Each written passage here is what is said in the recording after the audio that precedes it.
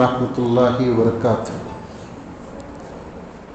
نحمدہ نصلی علی رسولہ الکریم اما بعد اعوذ باللہ من الشیطان الرجیم بسم اللہ الرحمن الرحیم اتل ما اوحی الیک من الکتاب واقم الصلاۃ ان الصلاۃ تنہی عن الفحشاء والمنکر ولذکر اللہ اکبر واللہ یعلم ما تصنعون۔ الحمدللہ آج سورہ عنکبوت، سورہ روم، سورہ لقمان، سورہ سجدہ اور سورہ احزاب ہم نے سنا ہے۔ یہ آیت جو میں نے آپ کو سنائی ہے یہ 21ویں پارے کی پہلی آیت کریمہ ہے۔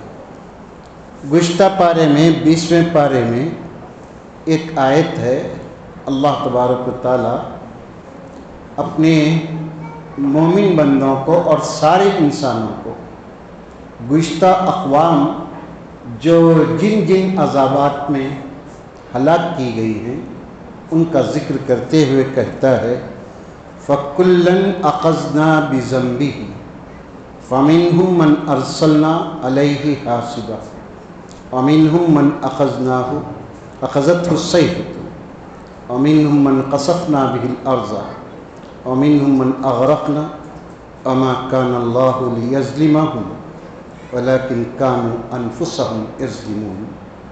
اس آیت میں اللہ تعالیٰ کا ارشاد ہے جو قوموں کا ذکر تم نے سنا، قوم عاد، قوم سمود، قوم شعیب، قوم لوط اور قوم نوح، ان سب کا ذکر تم نے قرآن میں سنا۔ اللہ تعالیٰ کہتا ہے ان اقوام میں سے ہر قوم کو ہم نے ان کے گناہوں کے سبب سے، ان کے جرائم کی سبب سے ہم نے ان کو پکڑا۔ کیسے پکڑا اللہ تعالیٰ؟ کسی قوم پر اللہ تعالیٰ آندھی بھیجا، صرف ہوائی ہوا۔ اللہ تعالیٰ 8 راتیں اور 7 دنوں تک اللہ سواتا ایام سمانیتا ایام کیا ہے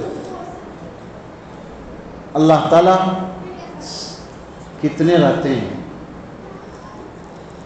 7 لیالین و 8 ایام، 7 راتیں اور 8 دن اللہ تعالیٰ مسلسل آندھی، تیز و تند آندھی اللہ تعالیٰ بھیجتا رہا۔ آج 120 کلومیٹر کی آندھی کو ریڈ الرٹ کر دیا جاتا ہے، اور یہ اللہ تعالیٰ جو بیان کرتا ہے یہ ایسی آندھی تھی کہ ہر پیڑ، ہر چیز اپنی جگہ سے اکھاڑ کر اللہ تعالیٰ پھینک دیا۔ اللہ تعالیٰ آگے آیتوں میں آپ سنیں گے، فرماتا ہے کہ اس قوم کے لوگ جو آندھی میں گر کر مر گئے، ایسے معلوم ہوتے تھے کہ بڑے بڑے یہ پیڑ پڑے ہوئے ہیں یا تودے پڑے ہوئے ہیں۔ اس طرح اللہ تعالیٰ ان قوموں کو ختم کیا۔ ان میں سے بعض قوموں کو اللہ تبارک و تعالیٰ ایک چیخ کے ذریعے سے اللہ تعالیٰ ختم کیا۔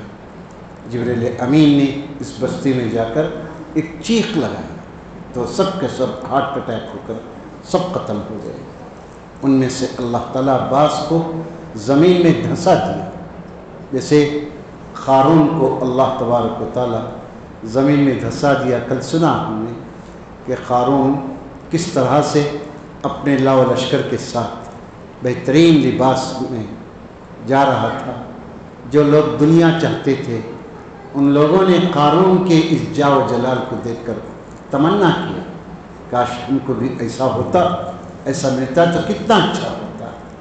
تو جب اللہ تعالیٰ زمین میں دھنسا دیا اس کو، اس کے خزانوں کو، تو جو لوگ ایمان والے تھے ان لوگوں نے کہا کہ واقعی اللہ تبارک و تعالیٰ جس کو چاہتا ہے دیتا ہے، جس کو چاہتا ہے ختم کرتا ہے۔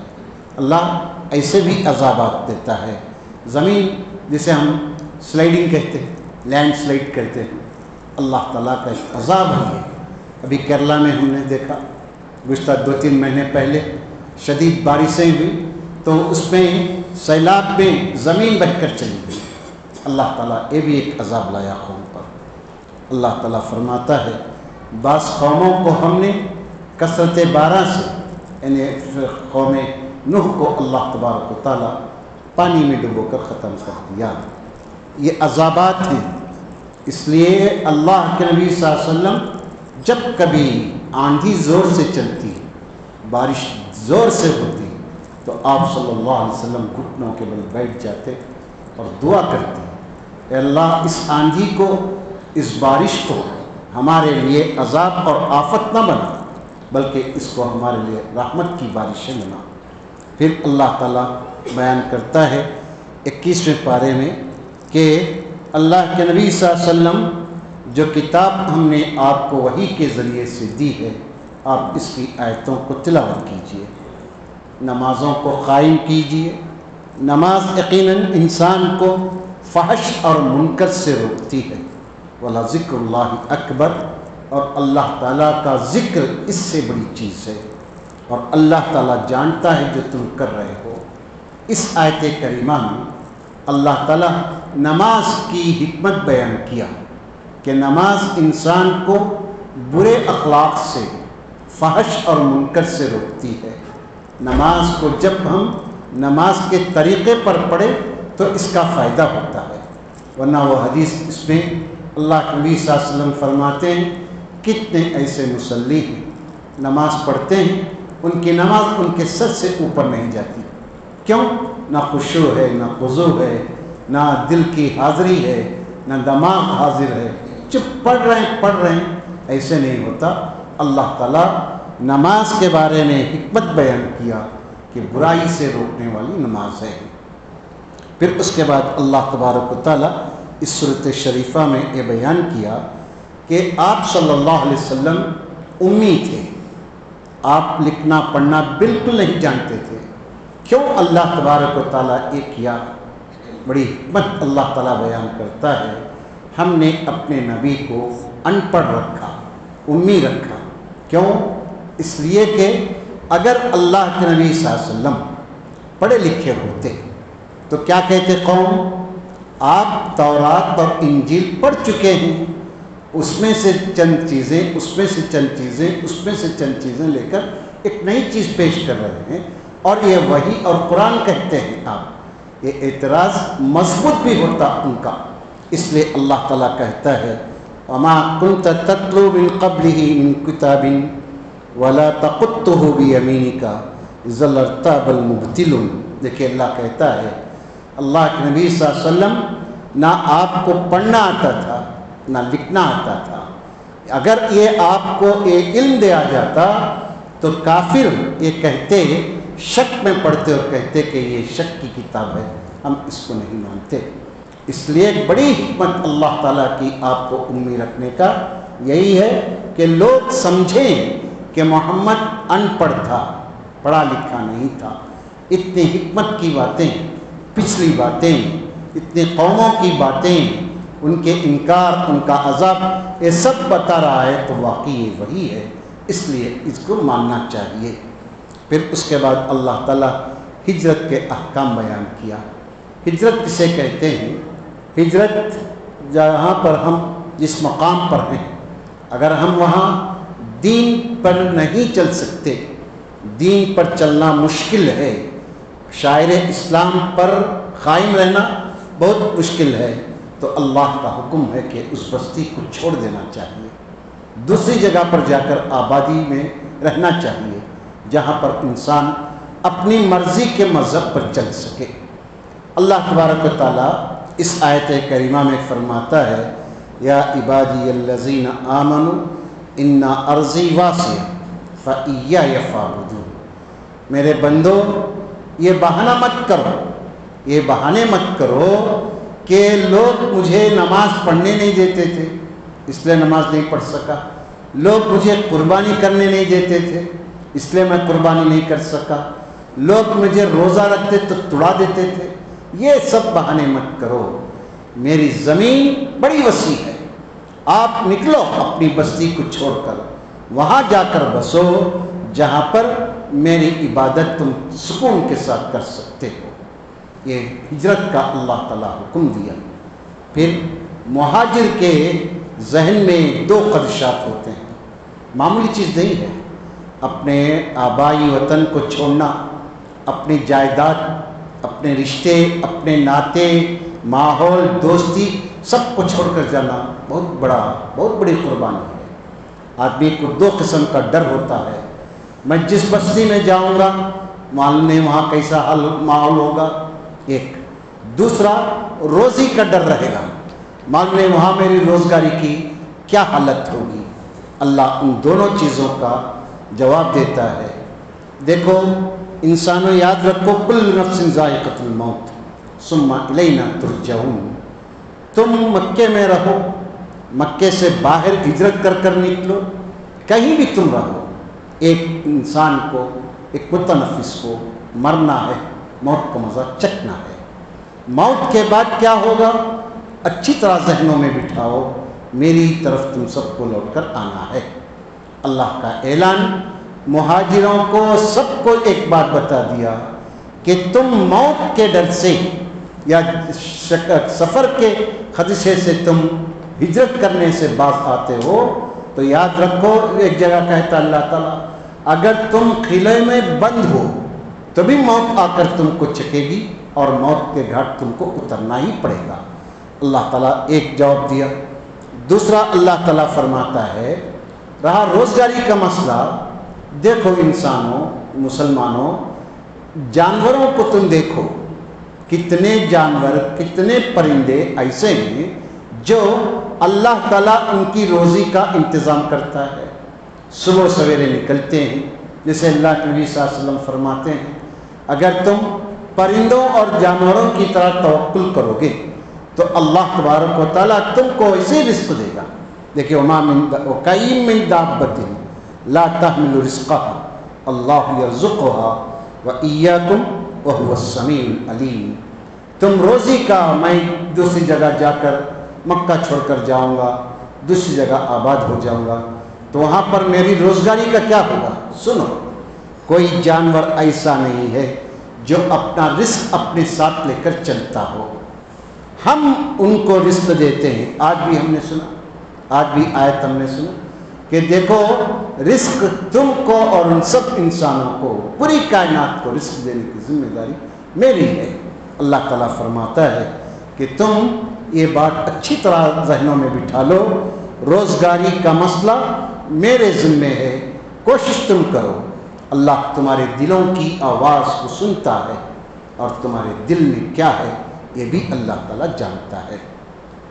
پھر اللہ تبارک و تعالیٰ مکے والوں کی اور سارے انسانوں کی ایک بات بتاتا ہے، یہاں پر مکے کی مثال دے کر کہتا ہے تم لوگ تجارت کے سفر کے لیے سمندر میں، ریڈ سی میں سفر کرتے ہو، جب کبھی تم کو پریشانی آتی ہے تو تم چلا کر ایک اللہ کو پکارتے ہو۔ آج بھی سورہ لقمان میں ہم نے سنا کہ جب ان پر موجیں آتی ہیں، بادل چھا جاتا ہے، ان کی کشتیاں ہچکولے کھاتی ہیں، پانی میں ڈواڈول ہوتی رہتی ہیں، تو وہ لوگ اللہ تعالیٰ کو پکارتے ہیں اور کہتے ہیں کہ اللہ آج ہم کو نجات دے دے، پھر ہم شرک نہیں کریں گے۔ یہ وعدے کرتے ہیں۔ جب اللہ تعالیٰ فرماتا ہے جب ان کو اللہ تعالیٰ خشکی پر چھوڑ دیتا ہے تو ان کا کیا حال ہوتا ہے؟ دیکھیے فَإِذَا رَكِبُوا فِي الْفُلْكِ دَعُوا اللَّهَ مُخْلِصِينَ لَهُ الدِّينَ۔ جب یہ سمندر میں، اس کشتی میں سوار ہوتے ہیں، اللہ سے بڑی دعائیں کرتے ہیں، اللہ اللہ اللہ اللہ کہتے رہتے ہیں۔ جب اللہ تعالیٰ ان کو طوفان سے ان کی کشتیوں کو نکال دیتا ہے اور ان کی کشتی کو کنارے لگا دیتا ہے خشکی کے، تو پھر یہ شرک میں مبتلا ہوتے ہیں، پھر یہ تکلیف کے بعد شرک کے کام کرتے ہیں۔ اسے آج ہم عام طور پر انسانوں کو دیکھتے ہیں، جب اللہ تعالیٰ آزمائش میں ڈالتا ہے تو اللہ اللہ کرتے ہیں، جب آزمائش سے نکلتے ہیں تو اللہ کو بھی بھول جاتے ہیں، مسجد بھی بھولتے ہیں، سب چیزوں کو مسلمان بھلا بیٹھتے ہیں۔ اللہ تبارک و تعالیٰ اس سورۃ شریفہ میں مکے والوں کو تنبیہ کرتے ہوئے کہتا ہے مکے والوں یاد رکھو، اگر تم ایمان نہیں لاؤ گے تو یاد رکھو تمہارے لیے بڑی سخت سزائیں ہیں۔ اولم یروا انا جعلنا حرما آمنا، وَيَتَقَطَّفُ النَّاسُ مِنْ حَوْلِهِمْ أَفَبِالْبَاطِلِ يُؤْمِنُونَ وَبِالنِّعْمَةِ اللَّهِ يَكْفُرُونَ۔ اللہ کہتا ہے مکے والو تم کو کتنا امن ہم دے رکھے ہیں۔ مکہ امن کی بستی، یہ مکہ دشمن بھی آ جائے تو مکے کے جاہل بھی اس کو ہاتھ نہیں اٹھاتے۔